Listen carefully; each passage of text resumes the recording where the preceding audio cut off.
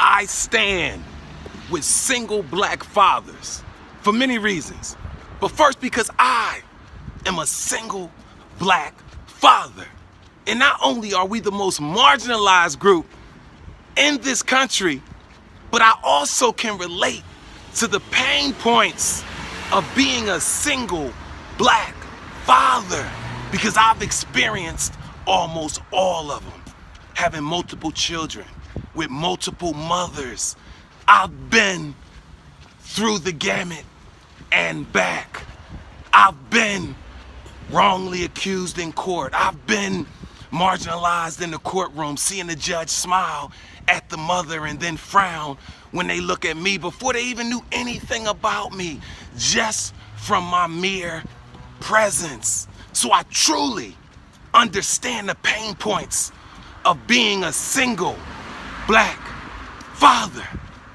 But I'm here to tell you single black fathers that it's time to man up. And this is what I mean by manning up.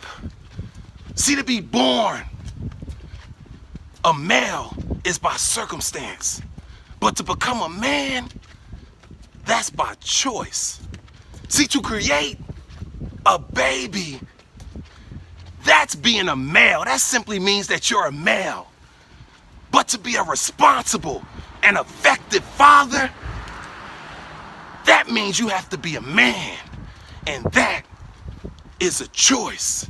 See, I had to learn this by going through the process, by being disappointed over and over and over again, by feeling like I was being cheated by the very system that's supposed to be designed to help people like me. Where do I turn? What do I do? The only source I had was God. Because the people that wasn't going through what I was going through thought that the system actually worked. And the people that were going through what I was going through were hurt so much from their own pain points that they didn't have any time nor desire to help me resolve mine.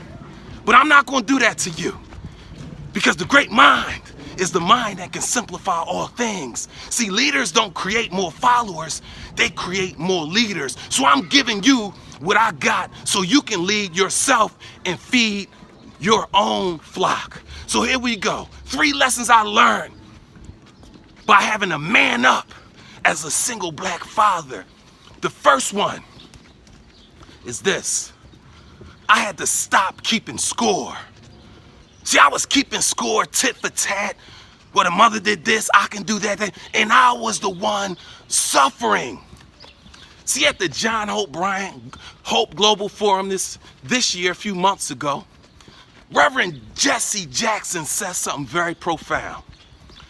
He said the reason why football is such a great sport and it gives room for everyone in the sport to thrive, because everything in the game is transparent. The first downs are transparent. Getting this field goal, you get 3 points, that's transparent.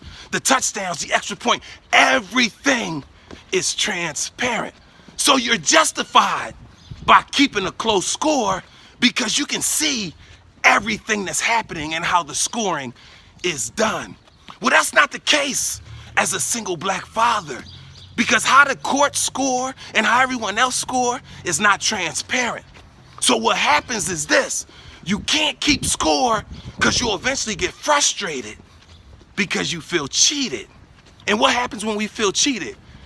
We have a desire to cheat ourselves to get back. And that's when they get you. Stop keeping score. That's number 1. Number 2, yes, you are the father, but it includes you. But it's not about you. It's about that precious soul that you're leading and guiding so that they can be positive contributions in society. So never forget, it includes you, but it's not about you. And finally, step number 3, something that I learned, taught me how to man up with being a single black father. And this is it. Don't be afraid to suffer. The system's not set up in your favor, so what you gonna do, quit? Again, being a man is a choice. You gonna quit, be a boy, just go complain, abandon your kid, do the same thing your dad did to you, to your child? No, the reason you suffer is so that you can break the negative family cycles, so you can break the generational curses that's been placed on you and your family. See, you gotta set in your mind right now that the buck will stop with you. No more negativity being passed down from generation to generation and to your children. See, that's why you gotta suffer for righteousness' sake. See, life is all about managing pain. Nobody can come through this life without suffering, but it's all about how do you suffer. See, if you suffer the wrong way, cut corners, dodge accountability, then guess what? The circumstances never get easier. And in the end, you get punished. But if you suffer for righteousness' sake, guess what happens? It eventually get easier. And in the end, you get rewarded. So you make your mind up. You want to be a boy? You want to make a decision and man up so that your children don't have to suffer the way you suffered. I hope and pray that you choose the latter. But also know this, right? There's nothing better than being the underdog. So stop looking around at people's circumstances and situations and thinking that you got it worse. Woe is me, having pity parties. No, it's gonna hurt. Yeah, it's painful, but guess what? There's nobody more equipped to handle that pain than you. And guess what else?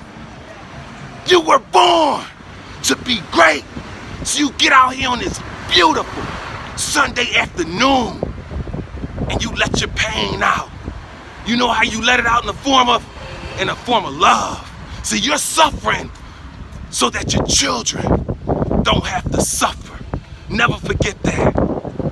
Never take the easy way out. Because you taking the easy way out is encaging your children to have no choice but to take the hard way. No, you take the hard way and spare your children so they can have it easier.